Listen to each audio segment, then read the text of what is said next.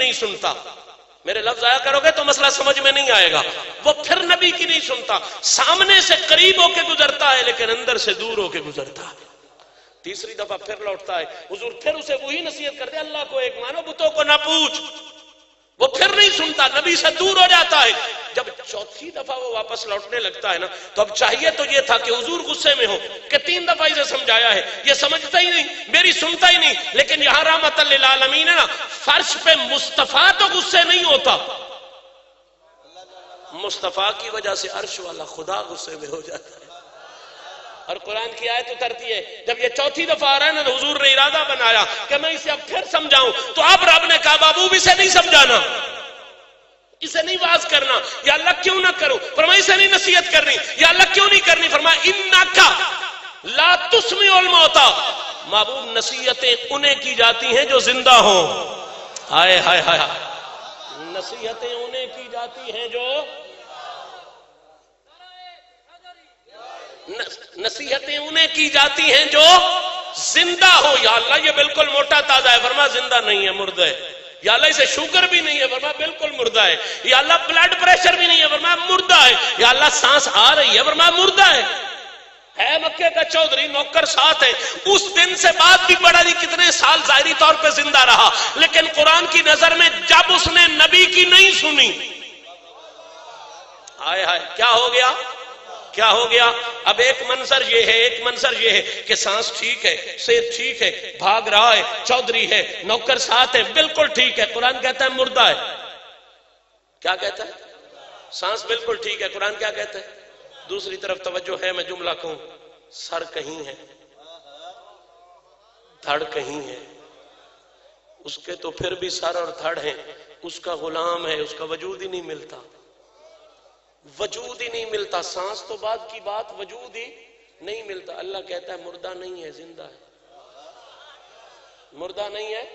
لا تقولوا لمن يقتل في سبيل الله اموات بل احياء. وہ جو اللہ کے راستے میں شہید ہو جائیں انہیں مردہ نہیں کہنا. اللہ کیوں نہیں کہنا؟ فرمایا مردہ تب کہو جب وہ مردہ ہوں. بل احیاء, وہ ہیں ہی زندہ, وہ ہیں ہی زندہ, وہ ہیں ہی زندہ. دوسری آیت میں تو حد کر دی, فرمایا لا تحسبن الذين قتلوا في سبيل الله. اور کہنا تو درکنار, انہیں مردہ خیال بھی نہ کرنا. بل احیاء, وہ زندہ ہے, زندہ ہے. 11:15 تک میرے پاس ٹائم تھا, 3 منٹ میں اوپر لے جاؤں گا. میری ضرورت ہے یہ مسئلہ سمجھانے کے لیے.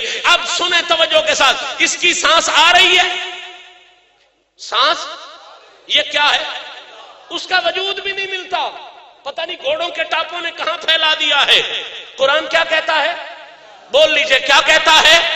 سانس آتی ہے, ہم کہتے ہیں زندہ, قرآن کہہ رہا ہے مردہ. سانس رک گئی ہے, ہم کہتے ہیں مردہ, قرآن کیا کہہ رہا ہے؟ بس میری تقریر کا نچوڑ ہے اسی جملے میں. اللہ کرے آپ کے ذہن میں آ جائے اور مجھے آگے جانے کی ضرورت نہ رہے. سانس آ رہی ہے, قرآن کیا کہہ رہا ہے؟ سانس رک گئی ہے, قرآن کیا کہہ رہا ہے؟ عام ماحول میں تو سانس آئے تو زندہ ہوتا ہے, سانس رکے تو مردہ ہوتا ہے. یہ ہماری سوچ ہے, قرآن کی سوچ, قرآن کا فیصلہ بڑا عجیب ہے. سانس آ رہی ہے, مردہ ہے, سانس رک گئی ہے, تو پھر سوچنا تو پڑے گا قرآن پھر زندگی اور موت کا تصور کیا ہے.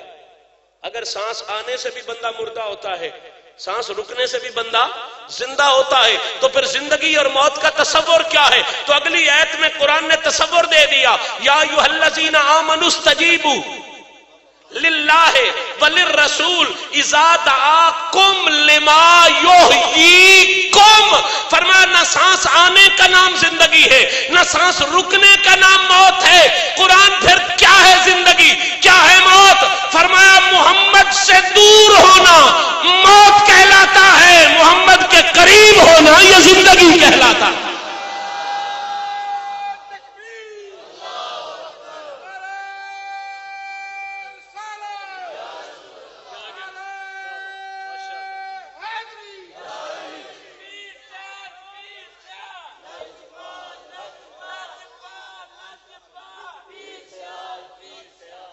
جو جتنا نبی سے دور ہوتا جاتا ہے اتنا مردہ ہوتا جاتا ہے, اور جو جتنا نبی کے قریب ہوتا جاتا ہے اتنا زندہ ہوتا جاتا ہے.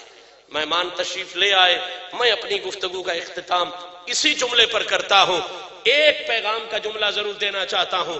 زندگی نبی کے قرب کا نام ہے، موت نبی سے دوری کا نام ہے۔ زندگی نبی کے قرب کا نام، موت نبی سے دوری کا نام۔ ہاتھ باندھ کے عرض کرنا چاہتا ہوں، اگر موت لینا چاہتے ہو تو نبی سے دور ہوتے جاؤ، زندگی لینا چاہتے ہو تو محمد کی غلامی میں آ کے محمد کے قریب ہوتے جاؤ۔ آج کی محفل کا پیغام یہی ہے، آج کی محفل کا نکتہ اور نچوڑ یہی ہے کہ اگر موت لینا چاہتے ہو تو نبی سے دور ہوتے جاؤ، اور اگر زندگی لینا چاہتے ہو تو پھر نبی کے قریب آتے جاؤ۔ جتنا نبی کے قریب آتے جاؤ گے اتنا مالک تمہاری زندگی میں اضافہ فرماتا جائے۔ 150 سال سے نعرہ لجپال پیر سیال کا لگ رہا ہے، بابا فرید کو گئے ہوئے کتنا عرصہ ہو گیا ہے، ابھی حق فرید یا فرید، داتا صاحب کو گئے ہوئے 1000 سال ہو گیا ہے، ابھی لنگر جاری و ساری ہے۔ کبھی سوچا یہ کیوں زندہ ہے؟ جائیداد کی وجہ سے زندہ نہیں، اولاد کی وجہ سے زندہ نہیں، یہ صرف اس لیے زندہ ہے کہ انہوں نے زندگی نبی سے بعد میں نہیں گزاری ہے، نبی کی غلامی میں گزاری ہے۔